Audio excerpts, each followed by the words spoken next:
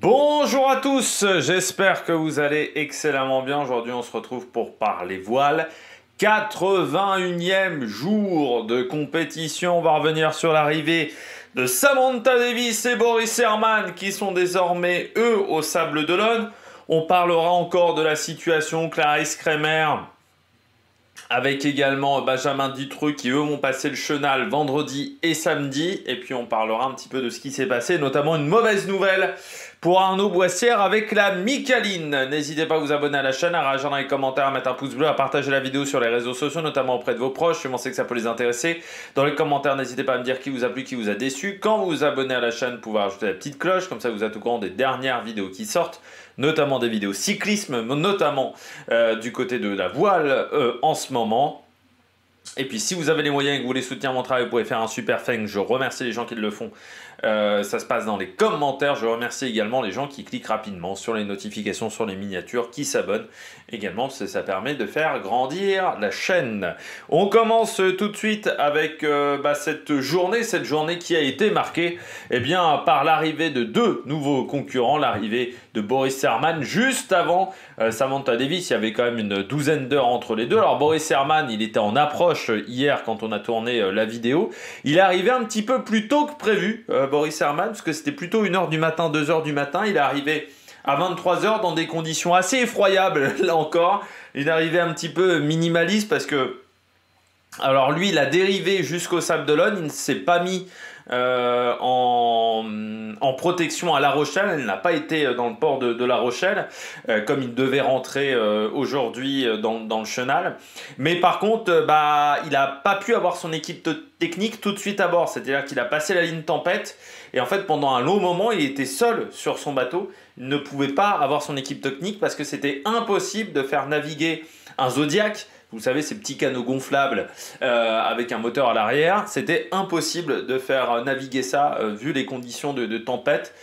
Donc il a pu avoir son équipe technique à bord en fait en fin de nuit, début de matinée du côté de Boris Herrmann. Et puis donc il est arrivé aujourd'hui et là j'ai lu sa première interview du côté du Vendée. On n'a pas encore la conférence de presse, mais il disait...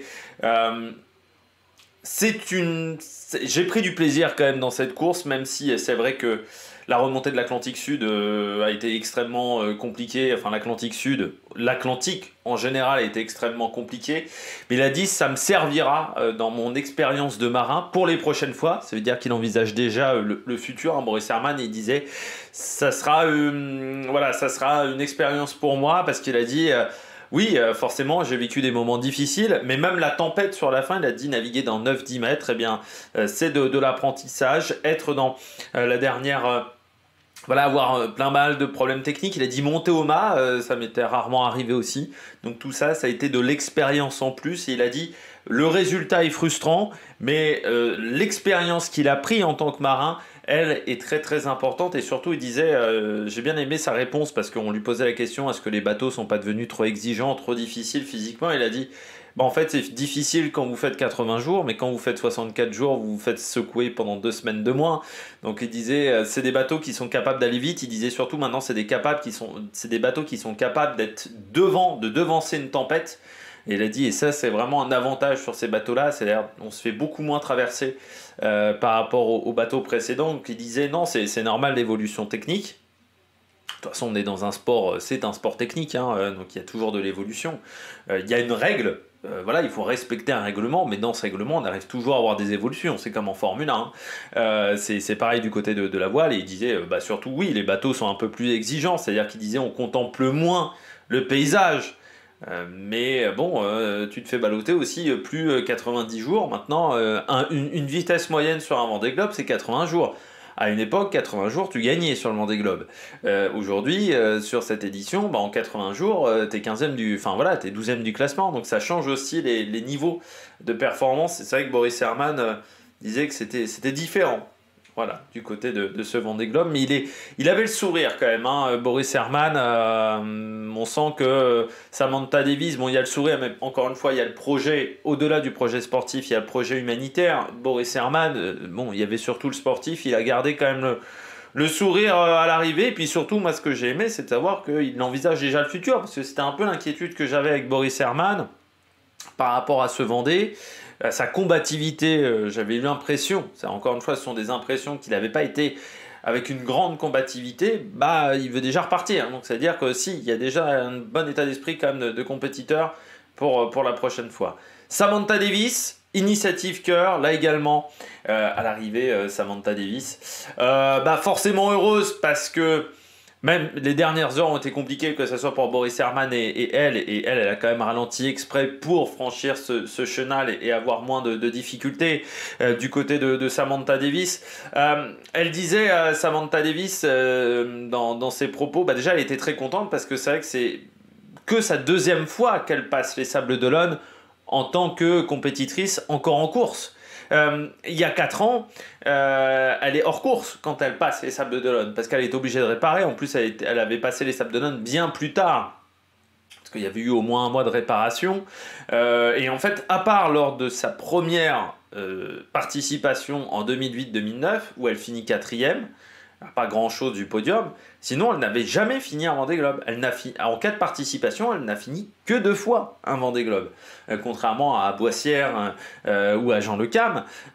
Et c'est vrai que Samantha Davis, elle était déjà heureuse de finir parce qu'elle disait les dernières fois, à chaque fois elle était frustrée parce qu'il y avait toujours un pépin technique, un truc comme ça. Et par rapport aussi au projet humanitaire derrière Initiative Cœur, elle disait qu'elle était contente. 106 enfants ont été sauvés pendant ce Vendée Globe. Donc, voilà, c'est bien hein, quand on arrive à allier à la fois le projet sportif et le projet humanitaire. Là, c'est vraiment presque le Saint Graal, je dirais. Et oui, elle était très contente. Et elle disait aussi, Samantha Davis, qu'elle a fait des erreurs sur cette course qui lui coûte cher. En fait, elle était plus énervée par ses erreurs presque que ses gros problèmes techniques. Elle dit, voilà, j'ai fait des erreurs à certains moments au niveau stratégique, notamment le point d'émo et ce genre de choses, et qui n'ont pas été payantes. Elle a dit, bon, je bats quand même mon record. Elle devient aussi, ce parcours devient le 3e le plus rapide pour une femme, après Clarisse Kremer et Justine Métro. Il y a 4 ans, avec ce temps-là, elle aurait explosé le record féminin aussi, il faut le dire. Donc 80 jours, c'est quand même déjà une performance sur un Vendée Globe. Pendant très longtemps, c'était un rêve, le Tour du Monde en 80 jours. Avec Jules Verne, et maintenant c'est plus un rêve, c'est une performance moyenne sur un Vendée Globe. Comme quoi, c'est assez extraordinaire comment le monde évolue à une vitesse. Mais c'est vrai qu'il y a encore 30 ans, un multicoque n'arrivait pas à faire 80 jours de course en équipage. Maintenant, on est 13e en solitaire sur un multicoque. L'évolution de performance quand même dans la discipline est assez incroyable. Sinon, j'avais lu un chiffre qui était sorti sur Ouest France, Charlie Dalin. En fait, la différence de performance, la différence en pourcentage de performance entre Armelle Lecléache et Charlie Dalin, ça équivaut à un record au saut à la perche à plus de 7 mètres. C'est quand même hallucinant. Voilà, donc c'est vraiment dingue. Cette évolution de performance. Bon, sinon du côté de Samantha Davis, voilà, elle était contente à l'arrivée d'avoir fini.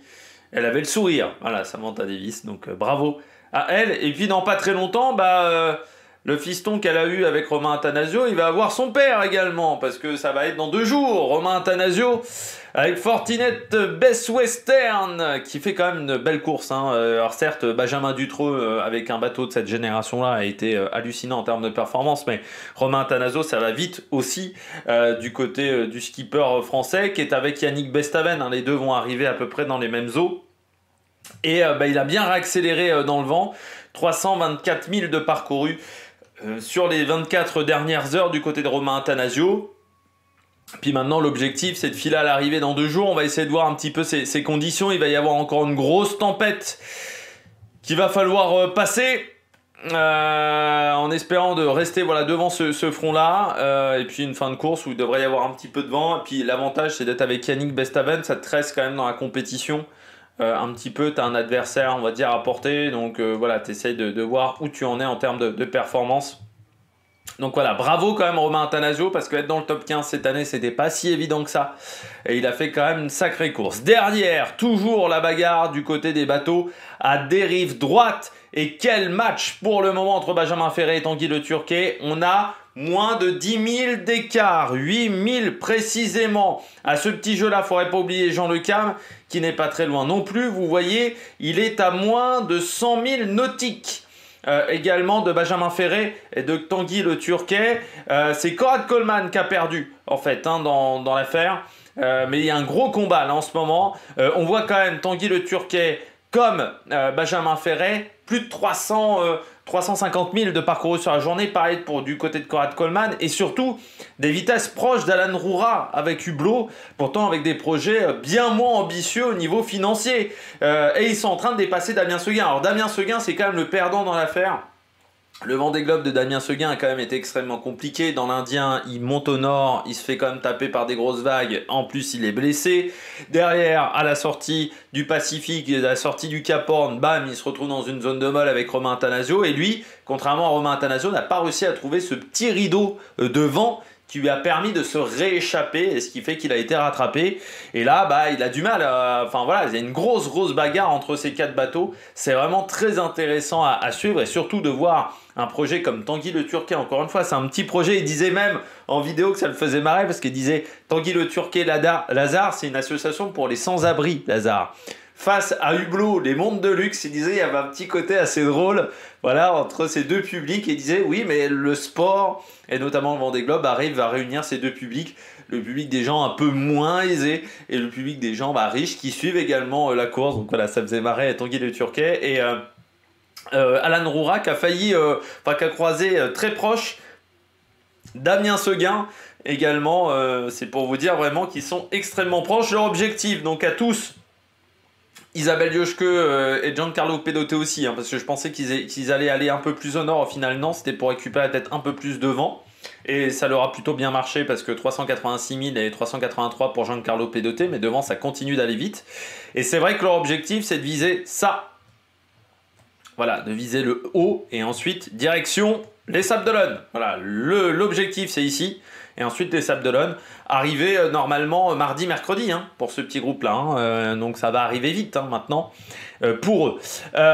Et donc Jean Le Cam, 370 000, c'est pas plus rapide que Tanguy le Turquet.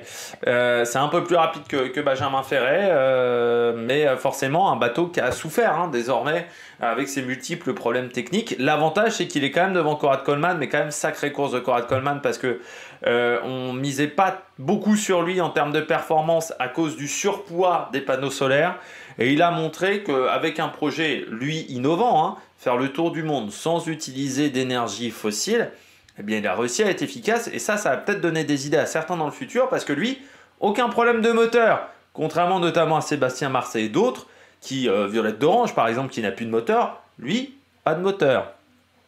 Et pas de moteur essence et pas de problème technique sur son moteur. Comme quoi, c'était peut-être une bonne idée en termes de fiabilité, le moteur électrique.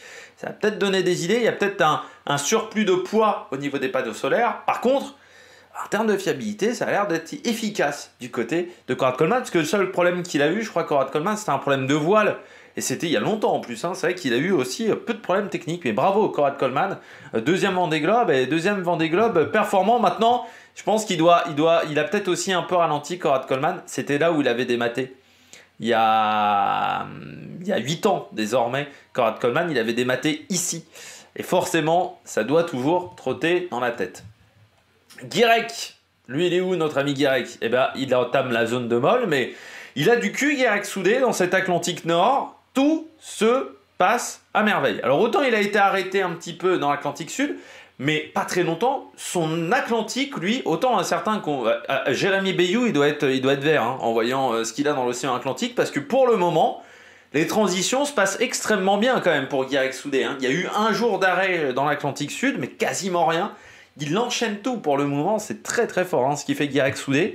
Et lui aussi il pourra te faire de son Vendée Globe. C'est pas un si gros projet que ça, freelance. Et je rappelle que lui, il a un autre projet dans le futur. C'est le record du monde, du Tour du Monde, mais en sens inverse. Pas le sens Cap de Bonne-Espérance, Cap Horn, dans le sens Cap Horn, Cap de Bonne-Espérance. Et là, je peux vous dire que pour le moment, il y en a plusieurs qui se sont cassés les dents à ce record, mais au final, il a été dans des conditions difficiles, Guirec Soudé, et il s'en est plutôt bien sorti. Voilà, il y a juste sur la fin où ce petit groupe s'est échappé devant lui et il n'a jamais pu le rattraper. C'est un petit peu dommageable, mais Guirec Soudé pourra dire je suis, s'il arrive à l'arriver encore, 5e concurrent du bateau à dérive droite. Derrière Kojiro Shirashi, Bah, qui avance fort. Hein. Alors il disait que Giroud il a des petites bricoles à droite à gauche, parce que comme le bateau tape fort dans les vagues, vu qu'il y va fort hein, quand même en termes de navigation, hein, 420 000, et bah il disait qu'il y a des chocs un peu partout. Et que c'est pas forcément évident pour le bateau. Et puis bon, on a derrière Violette d'Orange qui va vite, 361 000, hein, 380 pour Louis Duc, avec le Hubert bah, qui est toujours en forme. Et puis Sébastien Marseille, bah, qui certes a redémarré son moteur, ça refonctionne on va dire. Le problème c'est qu'avec son alternateur de secours, parce qu'il a eu un problème avec ses alternateurs, Sébastien Marseille, bah, désormais il produit moins d'électricité avec une charge. Et en plus il a dû bidouiller un petit peu ses batteries, donc il disait que maintenant quand il fait des charges, il laisse le capot ouvert. Et maintenant son moteur produit moins d'ampères qu'avant. Donc forcément il utilise plus de gasoil pour recharger ses batteries. Malgré tout, ça va mieux parce que c'est vrai que la situation était compliquée et il s'en est extrêmement bien sorti, Sébastien Marseille. Par contre, mauvaise nouvelle aujourd'hui pour le 29e du classement, 28e pour le moment, mais bon, ça va pas être évident pour lui maintenant. Arnaud Boissière qui a dématé dans l'après-midi. Arnaud Boissière avec la Micaline, le mât est cassé hein, complètement et là il n'y a rien à faire en plus. Non, maintenant la grande question du côté d'Arnaud Boissière. On est à 1800 000 de l'arrivée. Bon, est-ce qu'on continue ou est-ce qu'on abandonne? C'est la grande question. Pour l'instant, c'était pas indiqué du côté du Vendée Globe. Encore une fois, Conrad Coleman, c'était à 800 000 de l'arrivée. Là, il est à 1700 000. Par contre, Arnaud Boissière, ça serait son premier abandon dans sa carrière sur le Vendée Globe. Et oui, parce qu'il en a fait 4 d'affilée sans abandonner. Là, l'objectif, c'était d'en faire un 5e. Mais pour l'instant, il n'y a pas d'information là-dessus. Est-ce qu'il va continuer, mais avec une voile, ce qu'on appelle un gréement de fortune? Mais il y a encore 1800 000 à faire. On a vu avec Pipe Air, ça prend du temps. Donc, est-ce qu'il peut arriver dans les délais? Je rappelle, c'est le 7 mars. Normalement que la ligne d'arrivée ferme, 7 mars je crois à 18h. Donc est-ce qu'il peut arriver d'ici là au 7 mars? Est-ce qu'il a assez de nourriture aussi? Ou est-ce que pour des questions de sécurité, il va décider de s'arrêter? Ça c'est la grande question du côté d'Arnaud Boissière pour le moment. Mais le bateau est en sécurité hein, désormais, avec le mât qui a cassé. Forcément hier, hein, on le disait, ils avançaient vite, mais ils avancent aussi au près.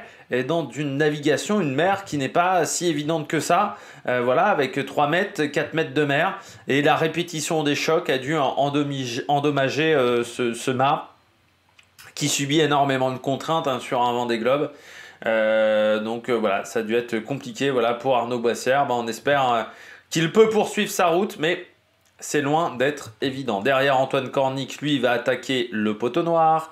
Antoine Cornic avec Human Immobilier. Donc pour l'instant, une belle course hein, de la part de Human Immobilier. Et puis derrière, on retrouve Oliver Air qui est toujours avec Jing Kunshu. Les deux sont ensemble. Et puis derrière, c'est pas simple pour Manuel Cousin et Amedeo qui sont en train de s'envoler. Amedeo qui se rapproche de Manuel Cousin. Il va retrouver son petit copain. Par contre, Dennis Van Winberg, il était quasiment à l'arrêt hier. Ce qui fait qu'il a perdu des milles hein, par rapport à eux. Malgré tout, il est à 200 000 à peine, hein, même pas 200 000. Donc ça reste, reprenable encore. Il leur reste plus de 15 jours de navigation à eux. Hein, donc en 15 jours, c'est reprenable. Plus de 15 jours, c'est reprenable encore, hein, 200 000 du côté de Dennis Van Winberg. Mais forcément, il était un peu triste, un peu déçu parce que c'est un compétiteur. La personnalité belge de l'année au Belgian Sailing Award, je rappelle, depuis hier. On regarde les statistiques sur les 24 dernières heures. Les statistiques, Kojiro Shariki a fait le plus de 1000 devant Isabelle Yoshke, 420 000 quand même. Damien Seguin est 3e, Giancarlo Pedotte 4. Premier bateau à dérive droite, c'est Louis Duc, devant Tanguy Le Tourquier, devant Guirec Soudé, devant Jean Le Cam, devant Violette d'Orange et Benjamin Ferré. Et donc hier, Tanguy Le Tourquier a fait 40 km de plus que Benjamin Ferré. Pour ça qu'il a rattrapé son retard. Et désormais, Dennis Van Winberg est à 10 000, un peu plus de 10 000 km de l'arrivée, à moins de 5 500 000 désormais de l'arrivée. Donc ça se rapproche, voilà, pour Dennis Van Winberg. Les remontées de chenal, donc demain, Benjamin Dutreux, 17h. Samedi, 1er février, 15h30, Clarisse Kremer. 2 février, Romain Athanasio, donc ça devrait être dimanche. Entre le 3 et le 4, entre le 3 15h et le 4 février midi, le groupe entre Benjamin Ferré à Corrad Coleman. Le 7 février pour Guirec Soudé entre le 8 et le 9 pour le groupe entre Kojiro Shirashi et Sébastien Marseille entre le 14 et le 15 pour Antoine Cornic, entre le 15 et le 16 pour Oliver R. à Jinkunshu, Manuel Cousin à Emedeo entre le 24 et le 26, entre le 26 et le 27 pour Denise Van Winberg, Yannick Bestaven le 2 février et Eric Bellion entre le 14 et le 15 février, vu qu'il est avec Antoine Cornic. Eh bien, j'espère que vous avez aimé cette vidéo, même si elle était plus courte, mais j'avais moins d'informations à donner. Aujourd'hui, c'est vrai que ça doit être presque la vidéo la plus courte. Mais bon, forcément, hein, on arrive, plus on se rapproche de l'arrivée, plus les vidéos vont être courtes. Eh bien, d'ici là, n'hésitez pas à vous abonner à la chaîne, à réagir dans les commentaires, à mettre un pouce bleu. Et puis nous, on se retrouve pour de nouvelles aventures. Allez, ciao, ciao sur la Maniac Production.